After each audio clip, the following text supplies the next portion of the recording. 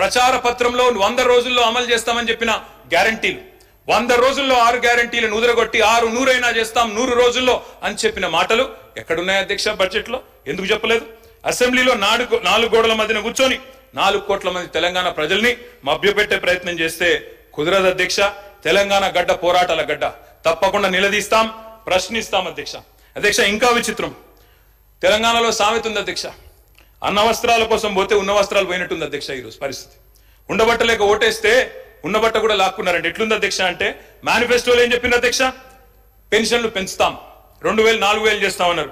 ఏం చేస్తున్నారు అధ్యక్ష? ఈరోజు ఖమ్మం జిల్లాలో వారున్న జిల్లాలోనే లక్ష్మమ్మ అనే మహిళకు మొన్న ఆసరా పెన్షన్ రికవరీ పెట్టినారు అధ్యక్ష. ఆసరా పెన్షన్ రికవరీ అని చెప్పి లక్ష్మమ్మ గారు పాపం, ఆమె వృద్ధురాలు 80 ఏళ్ళు ఉంటుంది అనుకుంటా, ఆమె దగ్గర రికవరీ, కొత్తగా రికవరీ స్కీమ్ స్టార్ట్ అధ్యక్ష. ఆసరా pension recovery, Rythu Bandhu recovery, Kalyana Lakshmi recovery, ఇక చెప్పాలంటే చాలా ఉన్నాయి అధ్యక్ష. అధ్యక్ష గవర్నమెంట్ డెవలప్మెంట్ ఏజెంట్ ఉండాలి, రికవరీ ఏజెంట్ ఉండద్దు అధ్యక్ష. పోయి అది కూడా పేదవాళ్ళ మీద ప్రతాపం చూపెట్టడం అయితే మంచిది కాదు అధ్యక్ష. ఉన్న వాటిని ఊడగొడతామని భయపెడితే కొత్త అడగరు, వీళ్ళని అదరగొట్టొచ్చని ప్రయత్నం చేస్తున్నారు. కానీ వాళ్ళ తరపున అడగడానికి ప్రధాన ప్రతిపక్షంగా బీఆర్ఎస్ పార్టీ కేసీఆర్ బృందం ఇక్కడ ఉందనే మాట మర్చిపోవద్దని చెప్పి నేను వారికి విజ్ఞప్తి చేస్తా ఉన్నా అధ్యక్ష. దుర్వినియోగం దుష్ప్రచారం చేయాలి, అవినీతి జరిగిందని ముద్రేయాలి, స్కామ్ల మకిలి అంటించి స్కీమ్లను ఎత్తేయాలి, అప్పుల పాలైంది రాష్ట్రం అని చెప్పి 6 గ్యారంటీలకు మంగళం పాడాలి. ఇది వీళ్ళ ఎజెండా అధ్యక్ష. మేము వాళ్ళని వదిలిపెట్టాం అధ్యక్ష. రికవరీ చేయాల్సి వస్తే ప్రజలు చేయాలి అధ్యక్ష. రికవరీ ఏం రికవరీ చేయాలి అధ్యక్ష? వీళ్ళ మీద పెట్టాలి రికవరీ ఛార్జ్ షీట్. 2 లక్షల తులాల బంగారం బాకీ ఉన్నారు మీరు. కళ్యాణ లక్ష్మి కేసీఆర్ ఇస్తే మీదికెళ్ళి తులం బంగారం ఇస్తామని చెప్పి మహిళలకు సెంటిమెంట్ కొట్టిన అధ్యక్ష. వీళ్ళు ఏడబోయింది అధ్యక్ష మరి తులం బంగారం? మొన్న మా విప్ గారు సిరిసిల్లకు వచ్చి బ్రహ్మాండంగా కళ్యాణ లక్ష్మి చెక్కులు ఇచ్చినారు అధ్యక్ష. కేసీఆర్ గారి టైంలో ఇచ్చిన 1,116 తప్ప మరి తులం బంగారం విప్ గారికి దొరకలేదా? గవర్నమెంట్ కి దొరకలేదా? బంగారం షాపులు బంద్ అయినాయా రాష్ట్రంలో? లేకపోతే గోల్డ్ రిజర్వ్లు తగ్గినాయా భారతదేశంలో? వాళ్ళే చెప్పాలి అధ్యక్ష.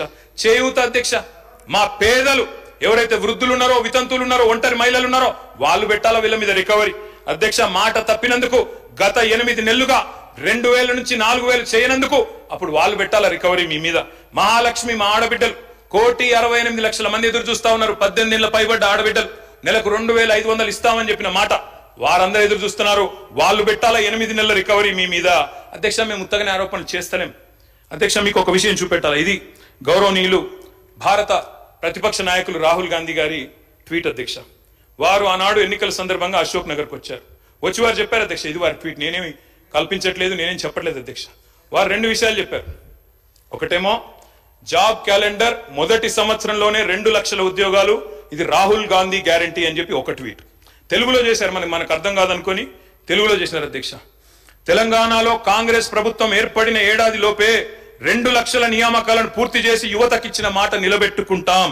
ఇది కాంగ్రెస్ నాయకులు పెద్దలు రాహుల్ గాంధీ గారు చేసిన ట్వీట్ అధ్యక్ష. యువతకిచ్చిన నేను వారికి పంపిస్తా ఉన్నాను తమ ద్వారా అధ్యక్ష. నేను అడుగుతా ఉన్నా అధ్యక్ష, నిజంగా కూడా రాహుల్ గాంధీ గారి ట్వీట్ చూసిన తర్వాత, వీళ్ళ నిర్వాహకం చూసిన తర్వాత, ఆ జోసెఫ్ గోబెల్స్ అని ఒక ఆయన ఉంటుండే అధ్యక్ష, ఎవరు జర్మనీలో, ఆయన గిన్న బతికుంటే అధ్యక్ష, ఎవరు వీళ్ళు ఇంత టాలెంటెడ్ ఉన్నారు, వీళ్ళ దగ్గర ట్యూషన్ నేర్చుకుంటాను పోతున్నానేమో సార్ వీళ్ళ దగ్గరికి.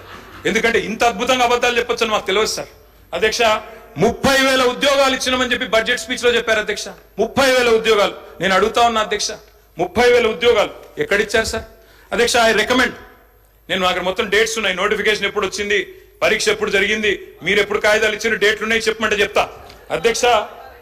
డేట్ స్టాఫ్ నర్స్ ఉద్యోగాలకు నోటిఫికేషన్ ఇచ్చింది 20 డిసెంబర్ 2022, పరీక్ష పెట్టింది ఆగస్టు 23, సింగరేణి ఉద్యోగాలు నోటిఫికేషన్ వచ్చింది జూన్ 22, తుది పరీక్ష పెట్టింది సెప్టెంబర్ 22, పోలీస్ కానిస్టేబుల్ ఉద్యోగాలకు నోటిఫికేషన్ ఏప్రిల్ 22, ప్రిలిమ్ పరీక్ష ఆగస్టు 22, ఫిజికల్ టెస్ట్ జనవరి 23, మెయిన్ పరీక్ష ఏప్రిల్ 23. ఇవన్నీ కలిపి 30,000 ఉద్యోగాలు మేమిచ్చినామని కేసీఆర్ గవర్నమెంట్ లో పరీక్షలు పూర్తయ్యి మొత్తం జరిగిన తర్వాత ఇవాళ వచ్చి వీరు మేము ఉద్యోగాలు ఇస్తామని చెప్తున్నారు అధ్యక్ష. నేను వారిని ఒకటే అడుగుతా ఉన్నా అధ్యక్ష.